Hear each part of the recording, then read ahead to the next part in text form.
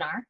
So just saw the record button come on. So, we're going to make that available. Also, just a reminder to keep your microphones muted, since we do have such a large group, and this isn't technically webinar software, right? So everybody isn't automatically muted. So mute your microphones. I've also got Teresa Huff, our administrative assistant, going to help out keeping everybody muted, just so we can reduce background noise also. Actually, registrations are still coming in, so more people are joining. So anyways, welcome everyone. This webinar is about the American Rescue Plan Act funding. So this is a big opportunity, and it also means that there's a great deal of additional work for our local governments and community partners that are going to have to deal with this funding. Also, we can send out some of the questions we were getting in the registrations, people that were asking questions, but some of them haven't seen the list of the funding that's coming to local units of government. So I have a preliminary list. Now that's subject to change, of course, but there was a preliminary list that was put out there. And I'll send that around. Initially, I just had our region on it, but I know that there's a lot of communities from outside of our region that actually registered for this as well. So I'm just gonna send the whole statewide list around so that you can see. NEMCOG is committed to helping, connect the region with relevant information. So we're providing this webinar in that spirit, and we want to maybe continue to provide these types of events moving forward. We're actively within our agency having discussions about how we can support the work that all of you are doing. Some of the local governments have limited capacity in some of our smaller communities, so we want to make sure we're available to help as you move through this process. Some of you have been contacted and interviewed already by Sarah McCulley, who is our COVID coordinator, our consultant that works for NEMCOG. She's contacted some of you and had a chance to talk to you about your expectations and your needs. If you haven't had a chance to talk with her yet, she would like to talk to you, so we can get that set up. If you just want to contact me, I can be the connection point. So one of the things we're going to do, we're going to have Rod Taylor present, but we're also going to ask you if you have questions, because it is such a large group of people. If you could put your questions in the chat feature, that would be wonderful. You can either put the question itself or just simply say that you want to ask a verbal question, and when he's all done, we'll just go down through the list and we'll either ask your question or we'll just call on you if you want to actually share something. That would be great. Again, reminder, just to mute your microphones, and Teresa's going to keep you muted until, if you get called on, that will unmute you, or you can unmute yourself. This webinar, just a reminder, the work that we're doing through this webinar is supported by a grant through the Economic Development Administration. So we've scheduled this for about 1 hour and 15 minutes. I know Rod's presentation is not going to take that amount of time, but we wanted to make sure we did leave room for questions. So I'm going to introduce Rod Taylor. He is the Division Administrator for the Community Engagement and Finance Division, or CEFD, for the Michigan Department of Treasury. This includes analytics and outreach, audit, and municipal finance sections. CEFD plays a critical role in ensuring fiscal sustainability of the local governments in Michigan. And the mission of the division is to partner with Michigan municipalities to be fiscally resilient through financial, operational, and regulatory support services. So I'm just going to introduce Rod. I think he needs to either unmute himself or Teresa needs to unmute him, and I'm going to hand it over to him. Okay, I think everybody can hear me now. Is that correct? Yes. Okay, excellent. Well, thank you so much for the introduction, and thank you for the opportunity to present today. This is important information, and hopefully you'll gain some new insight as we go through it. So again, my focus today is to talk about the American Rescue Plan Act. In total, there's about $350 billion that the federal government has allocated to local governments across the United States. And that money is being placed into multiple buckets. Unfortunately, we are still anxiously waiting more information from the federal government. While I'll talk a little bit about what we do know at this point, there's way more that we don't know. So I know many of you maybe came today hoping you find out all the answers, and unfortunately they're just not available yet. So we're going to do the best we can to explain what we know and what we don't know as we go through. The takeaways for today that I'd like to focus on is, first, we have to wait for more guidance from the federal government. In the meantime, the focus for our local units of government should be focusing on strategic planning to help guide decisions. And as with the previous funds from the federal government, information may change as we receive new updated information throughout the year. So for our local governments in Michigan, there are, again, 3 primary buckets underneath ARPA. The first is for communities that are identified as entitlement communities or metro cities. And there are about 38 of those communities throughout the state of Michigan, potentially a few more. But basically, these communities are determined by a community development block grant formula. But generally speaking, they're communities with a population of about 50,000 or more, or urban communities that have other factors such as high poverty rates. In total, for these communities, there's about $1.8 billion that's been identified for these communities. Now, the money for the urban communities or the metro communities will flow directly from the federal government directly to the communities. So there'll be direct payments between the federal government and those communities. Current estimates show that there is a large range of money that these local units would receive. Because it's based on a CDBG formula, the per capita amount ranges for the communities. But that range is anywhere from potentially $100 per capita all the way up to $1,300 per capita, with the average being about $475 a person. Again, these numbers are all just estimates for illustrative purposes more than anything. The next group is our counties. Our counties are going to be treated similar to metro cities, being that the money is going to flow directly from the federal government to the local communities. There's about $2 billion that would be flowing down to our counties through the state of Michigan. The funds are primarily going to be distributed using a population formula, but it's not a one-to-one population formula, and that urban counties, there are some additional factors for urban counties. Right now, we estimate that the dollar per capita for counties could be somewhere around $195 per person that they would receive. The last group, which is the biggest bucket, leaves us about 1,700 local units of government. Now, this does include villages, and I'll note later that some of the original estimates didn't include villages. And there's about $700 million that will be distributed to our non-metro cities, our villages, and our townships. And this money will be distributed only based upon population of those communities. As an illustrative number, that's probably about $95 a person that they will receive.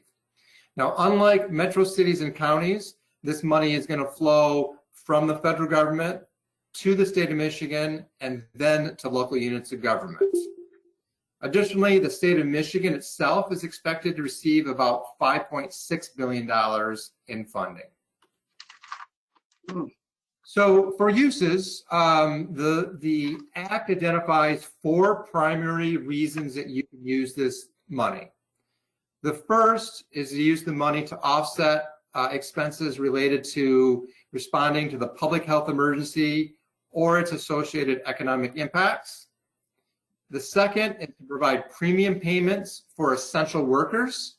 Now, those premium payments can be up to $13 an hour and not exceed $25,000 per person. You're able to use the funds to cover lost revenue, and I'll talk a little bit more about that on the next slide. And lastly, for infrastructure improvements, specifically for water, sewer, or broadband infrastructure improvements. We do know one thing that the money can't be used for, and that's for pension payments. And for our non-entitlement communities, again, this is our cities, villages, and townships, the money will flow to the state of Michigan, and then after the state of Michigan receives the money, we have between 30 and potentially even as much as 90 days to distribute the funds to locals. And then that would be a 50% payment, and the next payment would be received 1 year after the first payment was to be received. Now, there's no rush to spend these dollars. The legislation identifies that you have until the end of 2024 to spend the monies allocated under ARPA. So, of course, we've heard from local units that they want more information about how the money can be used, what their requirements will be, and other critical information. And unfortunately, at this time, we just do not have that information. Federal Treasury has not released any guidance, so we're all waiting with bated breath to learn more about the details. But there are some things that we do know or have questions on specifically. For example, one of the questions always is, well, exactly how much money am I going to receive? And while there has been information that has been floating out there, we know that those estimates are wrong. Everything we've heard, as an example, villages are supposed to be included in those estimates, and they weren't included. And so that means that the population that was used to determine the distribution of those funds is not correct, and thus the money is those monies that are identified in the current list that are floating around are not correct. Additionally, the funds will be distributed, the total dollar amounts to each state will be based upon unemployment in those states.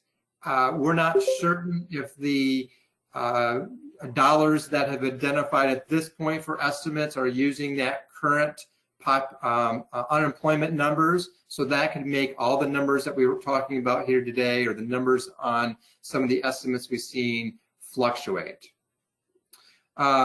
For non-entitlement communities, again, our townships, villages, and non-metro cities, the funds will be distributed by population, as I mentioned, but the state of Michigan has some flexibility in what population numbers they'll use. So at this point, we don't know if they'll use new data based on the 2020 census or whether they'll use older numbers.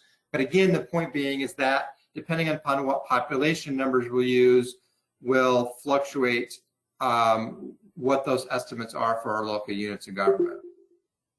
For non-entitlement communities, there is a cap on how much money you can receive. Again, the estimates that were sent out did not show a cap. So there are some local units of government that will receive maybe less than what they expect.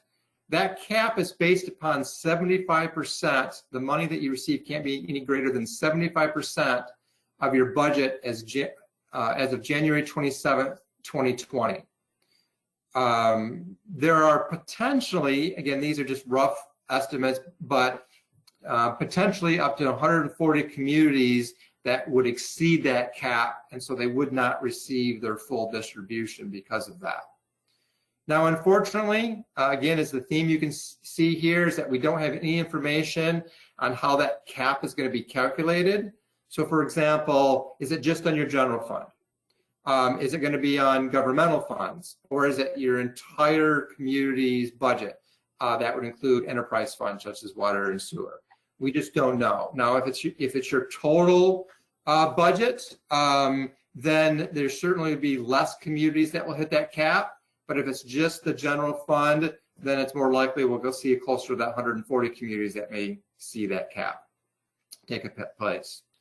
There's also, as mentioned, the ability to use these funds to cover revenue losses, but there is no definition of how you calculate those revenue losses. So is it just overall? Is it based on a specific type, maybe like property taxes? Is it based upon actual numbers or forecast? We'll have to wait to see some of the guidance. And lastly, we know that there's reporting requirements in the Act, but it doesn't define what those will be. So we don't know how easy or difficult they will be, how much of a burden potentially these reporting requirements will be for our local units of government. So we know a little bit, we don't know a lot. So the question becomes, what should our local units of government be doing at this point? And the first thing we want to emphasize is to go slow. Don't make any decisions today. We have plenty of time. So we need to wait for more information to come out. And again, don't assume that the numbers you've seen is what you'll be getting. Also, it's important to note, for some local governments, this payment is going to have a very large impact, but not for all of our local units of government. For some, this will be a relatively small part of their general fund budget. This could be low 10% of your general fund budget, and again, as high as 75% of your general fund budget. If you're a metro community, it could be significantly more than 100% of your budget. At this point, we again encourage you to focus on strategic planning. Planning is critical. Take the time now to identify your community's priorities.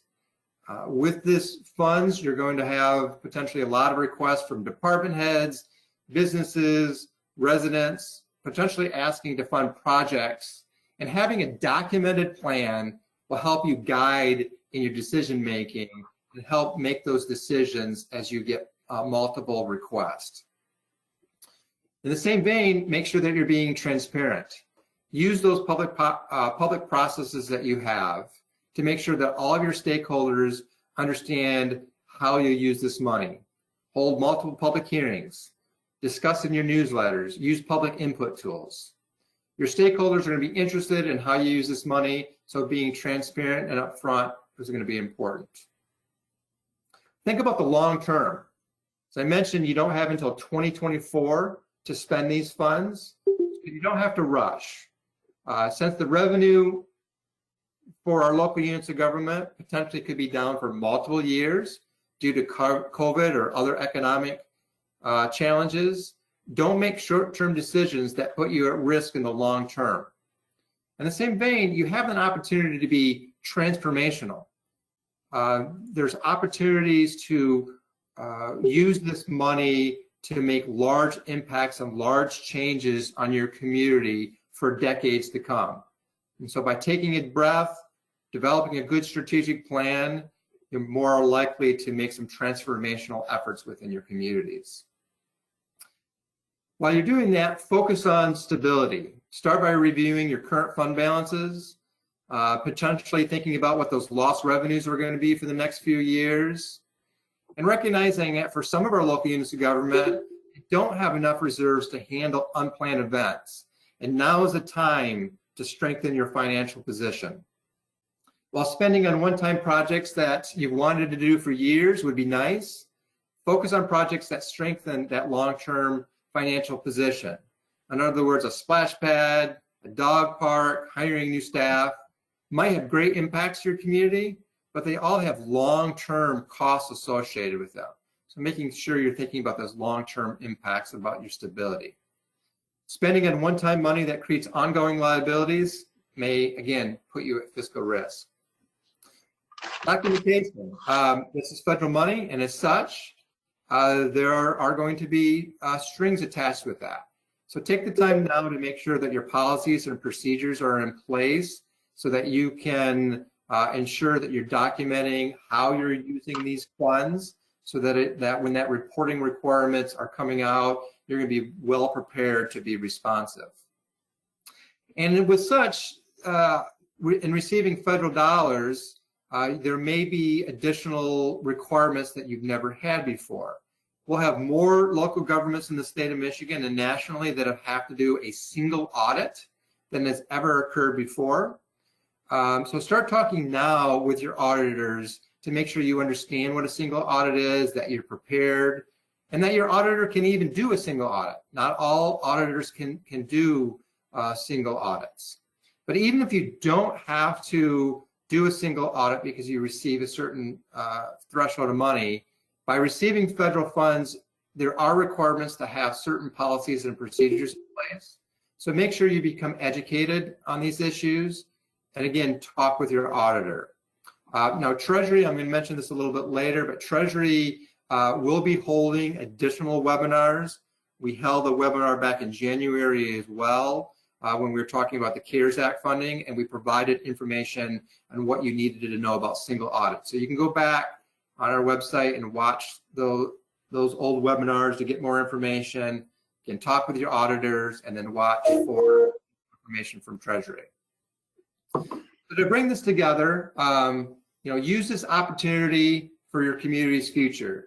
These funds provide a unique situation, and we have an uncertain future, so put your focus on that long-term fiscal stability. Good decisions today will pay dividends for decades to come. Because there are many open questions, use this time to again develop those long-term strategic plans, and this will allow you to be better prepared once the answers do start to come in.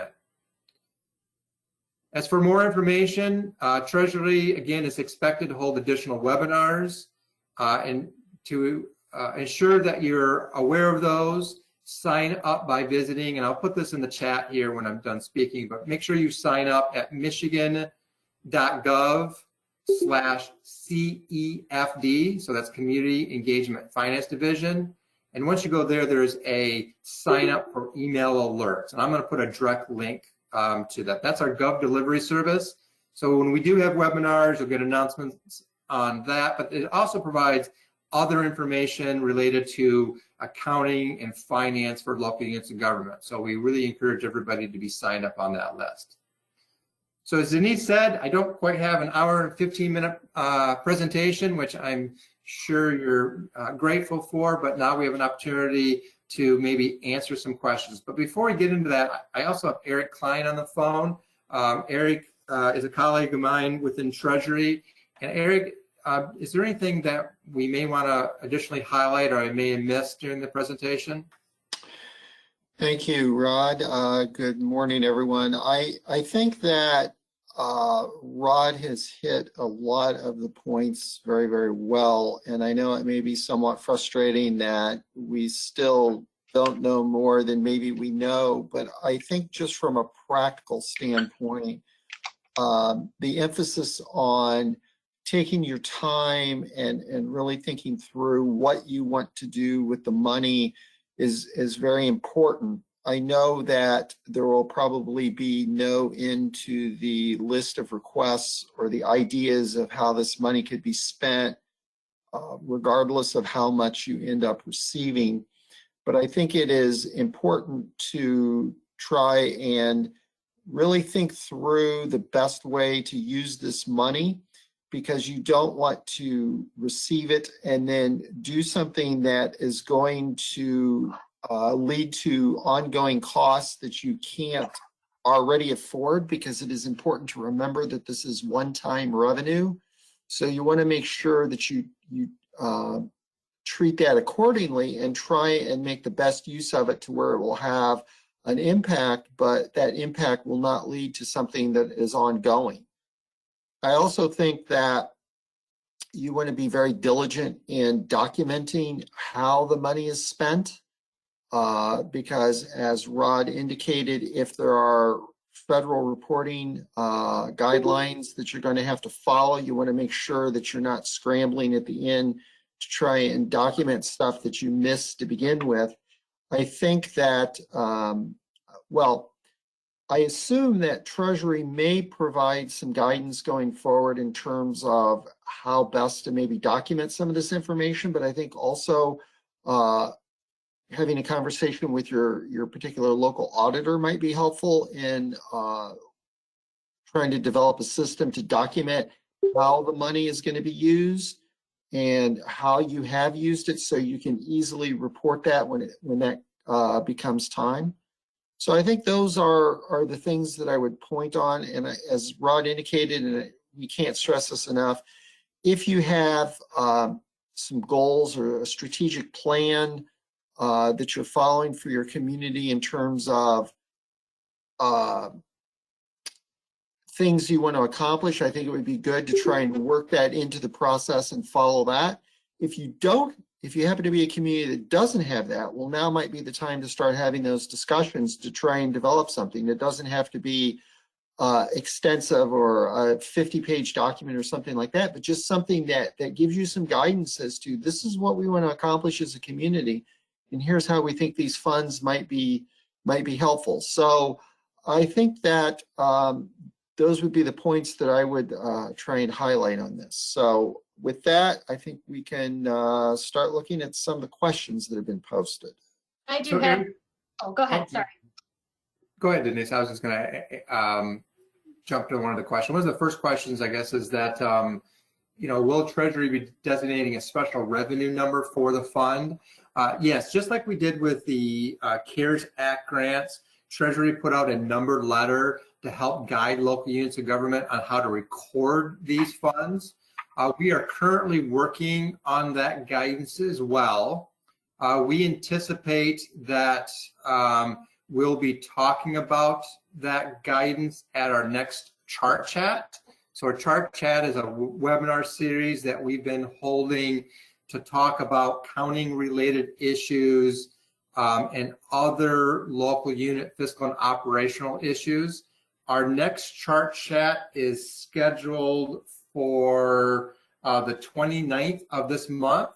And so if you sign up for the email list that I mentioned earlier, today a notice is going to be going out about that next webinar. Additionally, if you visit, again, the michigan.gov/CEFD website, there's a link for webinars. And when that webinar is posted, you'll be able to follow that link there and again, find the old recorded webinars that we have as well. So, sorry, Denise, I'll turn it back to you if you had other. Well, I just, questions that have come up before this, not necessarily, well, I guess there's a couple other questions in the chat. One is, will villages have to apply? And I think the answer to that is they don't have to apply. Yeah, so correct. So what we anticipate at this point, again, this is all subject to change, is that the state is going to distribute the money to the state of Michigan. As mentioned, then we will distribute that money directly back to local units of government within that 30 to 60 day period. Now, what I don't know for sure is, will it be similar to what we did with some of the CARES Act dollars, where local units of government had to complete like an opening certification form or some other document that they have to provide back. But at this point, I don't anticipate there'll be a true application process, because we are required to be a pass-through. So our role is to pass this money from the feds to the local governments. My understanding, the reason why the feds didn't just distribute this all directly to local units of government was just frankly their ability to distribute that much money nationwide. So they're focusing on direct contributions to metro cities, the 38, and then our 80 plus counties. And so that's a much smaller number. And then that leaves us 17 other local unit types that Treasury will be distributing the money to. One of the other questions is about roads, because roads isn't mentioned in terms of infrastructure. Does that mean the money cannot be spent on roads? Yeah, we'll have to wait for sure for that guidance. But I would say that keep in mind as you think about how you want to spend the money, money's fungible, meaning that if you were going to pay for something anyway, you have some flexibility in moving money around to pay for something that you may all of a sudden receive funds for. So that's the first thing, is you may be able to be creative and how you utilize the money by moving money around. The second thing is that, especially for communities that have water or sewer systems, the ability to potentially replace the water and sewer infrastructure by nature normally has a road above it. And so sometimes you may be able to replace those roads simply by replacing the infrastructure or updating infrastructure below as well. So those are some ideas that you may be able to think about how to effectively use these monies.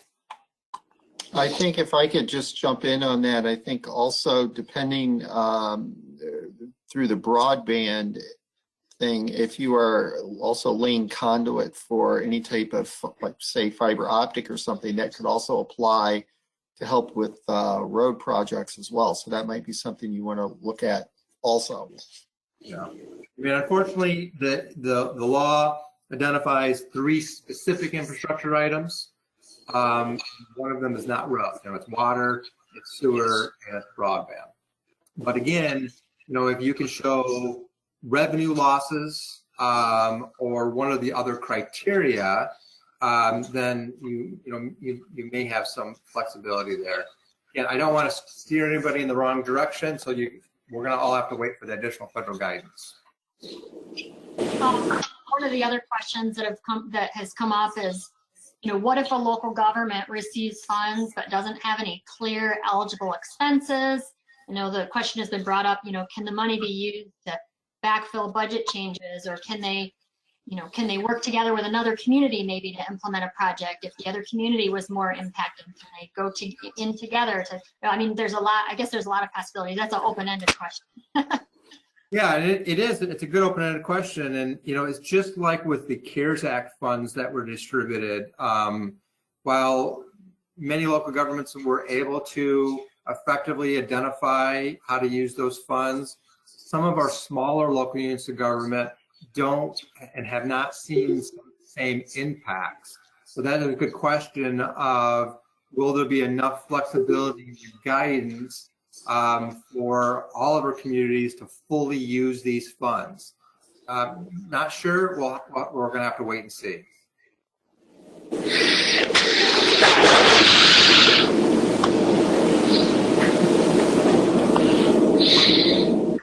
Denise, there's a couple in the chat room. All right, we got to mute something here. There's some background noise. All right, one of the questions is, can you define essential employees? Is this the same group that previously received CARES Act funds? In other words, law enforcement, EMS, corrections. Yeah, so I don't think that they're probably going to be exactly the same. I've seen only one definition, and it wasn't from a reliable source, so I don't know how broad that definition is going to be. I think it's probably likely it's going to be similar to what we saw under the CARES Act, but potentially it may be a little bit broader as well. You know, for example, you know, water and sewer operators were not included under the previous CARES Act. Will they be included in ARPA? I think it's probably more likely that they will, but again, I'm speculating a little bit, so I want to be a little bit careful that we'll have to wait to see that guidance. I think one thing that might be important, and this is why we've tried to emphasize taking some time in how to use these funds, is because as guidance rolls out, and it's obviously subject to change, communities may have to go through Plan A, Plan B, Plan B.1, Plan C. So it might be good to think through several options as to how you could use these funds, because if something becomes ineligible, then you can just automatically shift to something else. So if you have a couple of different things in mind that you could do, it might make it easier on how to implement as guidance becomes available. And I think as you think about, you know, because for example, there's a question here about, can it use for a pavilion on township property? And I think, again, we have to look at the 4 categories. And there are 2 categories that are black and white. And in this case, the township pavilion is not going to meet those. One, is it a investment in water, sewer, broadband? No. And 2, is it paying our premium payments for essential workers? No. But then we have the 2 other criteria that are broader catch-alls, and that is responses to public health, emergency, and negative economic impacts.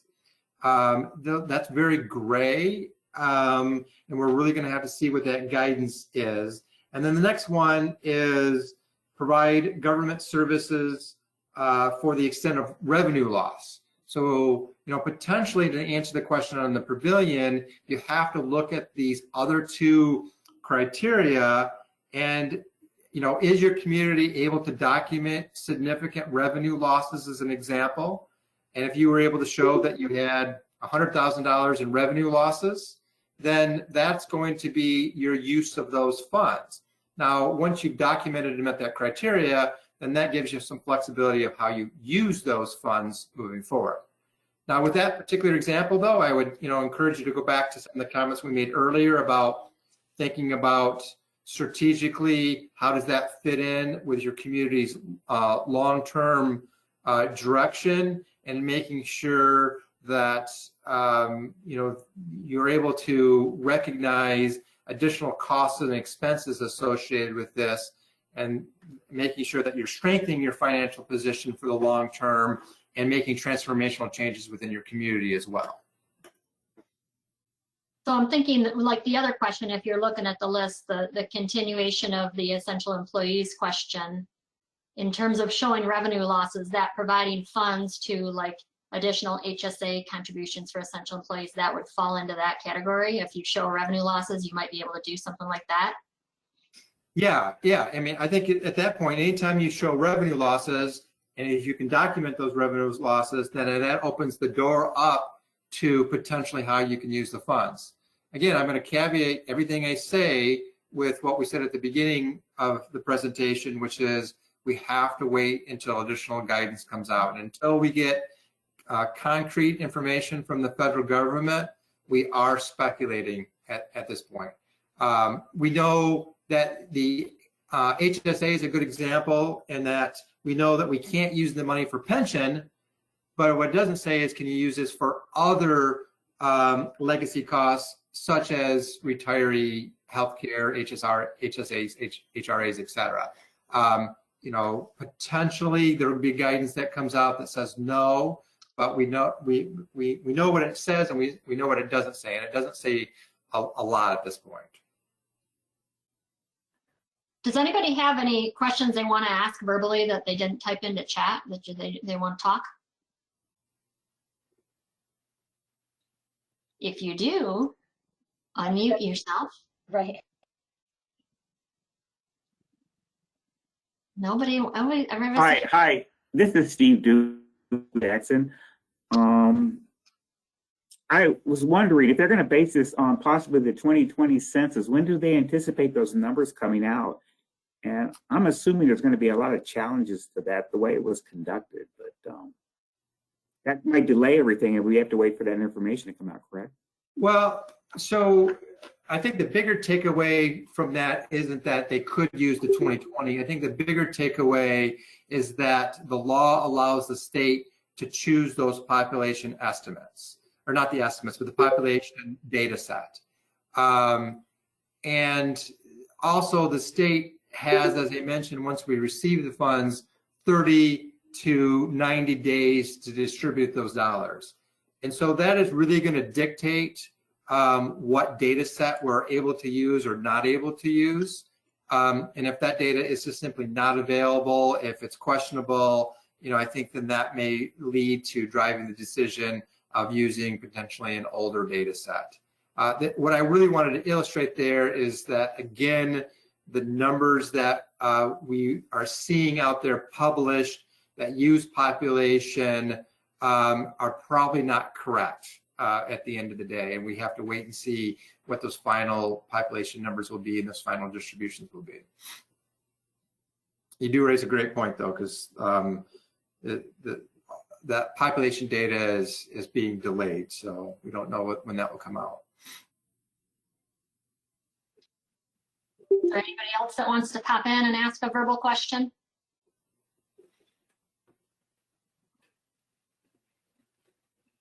One of the things I want to say is we've talked about this at our agency is that we're here also to provide a support role.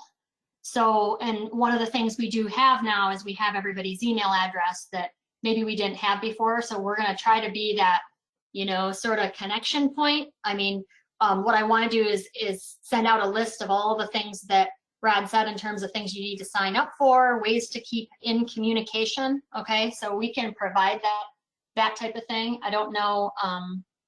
Oh, I think we have another question. Yeah.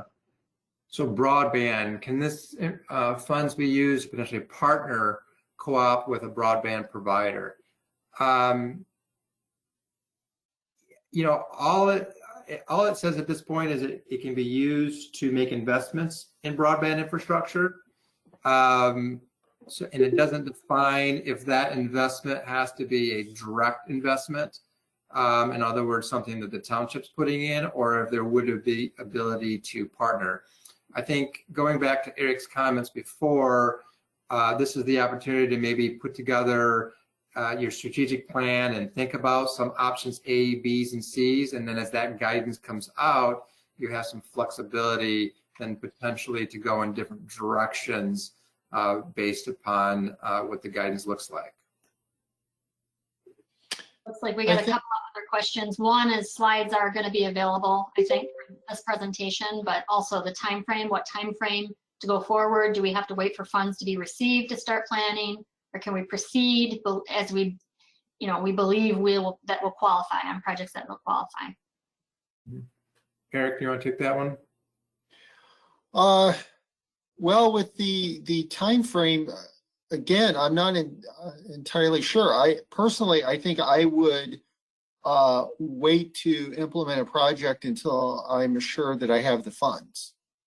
And remember that apparently the money is going to be coming out in 2 installments, 50% now approximately, and 50% a year from now. Mm-hmm. So I think you need to plan that accordingly, because it may require, depending upon the precise timing of this, some of you may see that money coming in across multiple fiscal years. So you want to make sure that if you're going to implement something, you have the cash flow to handle that, because it could possibly be where you're upfronting some costs until that second payment comes in. So you want to be careful to balance that.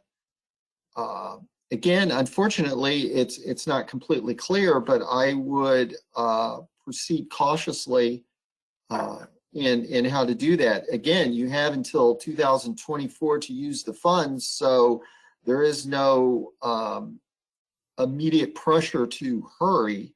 So until you start seeing the money actually roll in, I would be very careful in implementing something. And while I have the floor, just let me expand upon what Denise was saying about NEMCOG being sort of a regional communication conduit for some of this information. I know they want to expand their ability and outreach to a lot of you in doing that.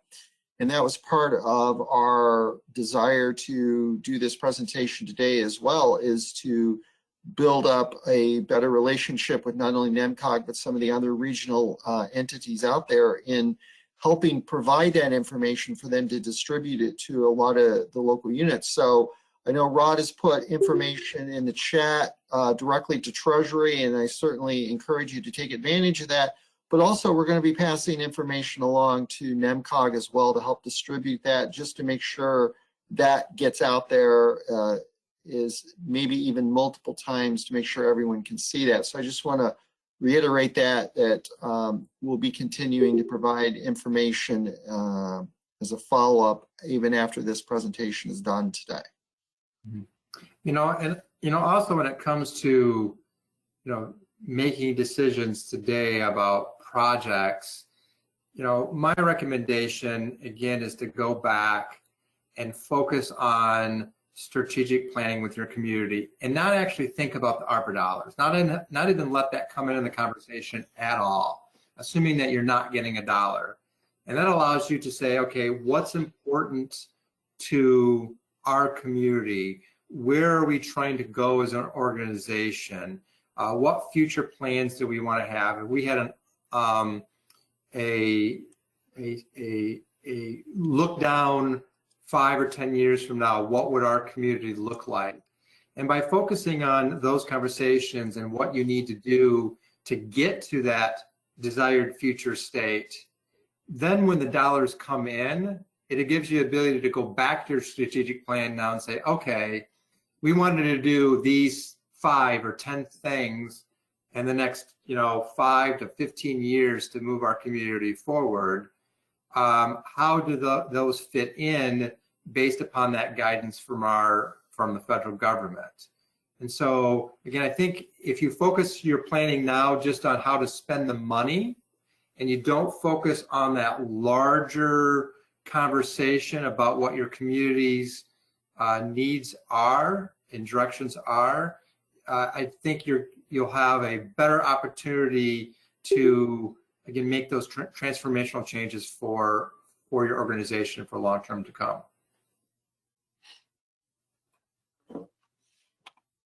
Are there any other questions? Diane, do you want to say anything in conclusion? Unmute. No, great information, great insights. Appreciate the fact that you guys came on today knowing that there's a lot of unanswered questions out there. But I think you gave great, the community's great advice on moving forward and really looking at some transformative projects in the future. So we appreciate everyone's attendance and look forward to continuing to provide information out to our region. Well, thank you for the opportunity. Yeah, thank you very much for participating, and everyone else. Is there anything else that anyone wants to chime in? I think our chairman didn't make it back on. So we thank you for your participation and look forward to continued conversations on this. Thank you. All right, thank you. Thank you. Bye-bye.